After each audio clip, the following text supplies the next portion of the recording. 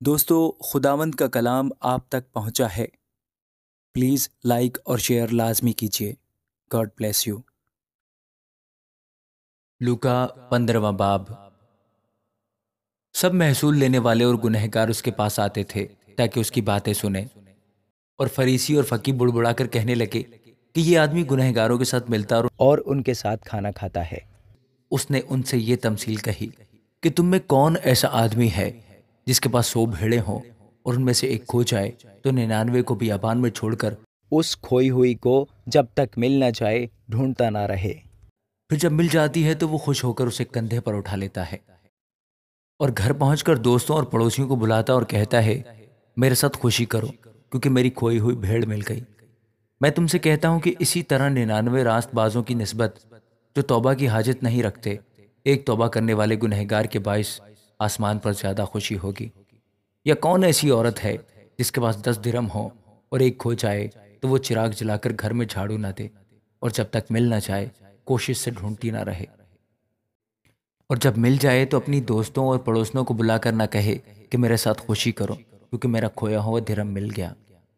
میں تم سے کہتا ہوں کہ اسی طرح ایک توبہ کرنے والے گنہگار کے باعث خدا کے فرشتوں کے سامنے خوشی ہوتی ہے۔ پھر اس نے کہا کہ کسی شخص کے 2 بیٹے تھے۔ ان میں سے چھوٹے نے باپ سے کہا اے باپ، مال کا جو حصہ مجھ کو پہنچتا ہے مجھے دے دے۔ اس نے اپنا مال متا انہیں بانٹ دیا، اور بہت دن نہ گزرے کہ چھوٹا بیٹا اپنا سب کچھ جمع کر کے دور دراز ملک کو روانہ ہوا اور وہاں اپنا مال بد چلنی میں اڑا دیا، اور جب سب خرچ کر چکا تو اس ملک میں سخت کال پڑا اور وہ محتاج ہونے لگا۔ پھر اس ملک کے ایک باشندے کے ہاں جا پڑا۔ اس نے اس کو اپنے کھیتوں میں سور چرانے بھیجا، اور اسے آرزو تھی کہ جو پھلیاں سور کھاتے تھے انہی میں سے اپنا پیٹ بھرے، مگر کوئی اسے نہ دیتا تھا۔ پھر اس نے ہوش میں آ کر کہا میرے باپ کے بہت سے مزدوروں کو افراد سے روٹی ملتی ہے اور میں یہاں بھوکا مر رہا ہوں۔ میں اٹھ کر اپنے باپ کے پاس جاؤں گا اور اس سے کہوں گا اے باپ، میں آسمان کا اور تیری نظر میں گنہگار ہوا، اب اس لائق نہیں رہا کہ پھر تیرا بیٹا کہلاؤں، مجھے اپنے مزدوروں کے جیسا کر لے۔ بس وہ اٹھ کر اپنے باپ کے پاس چلا۔ وہ ابھی دور ہی تھا کہ اسے دیکھ کر اس کے باپ کو ترس آیا اور دوڑ کر اس کو گلے لگا لیا اور چوما۔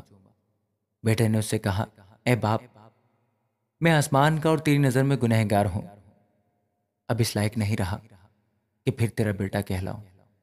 باپ نے اپنے نوکر سے کہا اچھے سے اچھا لباس جلد نکال کر اسے پہناؤ، اور اس کے ہاتھ میں انگوٹھی اور پاؤں میں جوتی پہناؤ، اور پلے ہوئے بچڑے لا کر ذبح کرو تاکہ ہم کھا کر خوشی منائیں، کیونکہ میرا یہ بیٹا مردہ تھا اب زندہ ہوا، کھو گیا تھا اب ملا ہے۔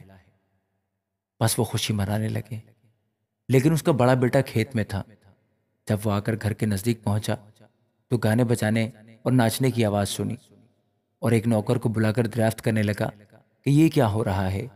اس نے اس سے کہا تیرا بھائی آیا ہے اور تیرے باپ نے پلا ہوا بچڑا ذبح کرایا ہے کیونکہ اسے بھلا چنگا پایا۔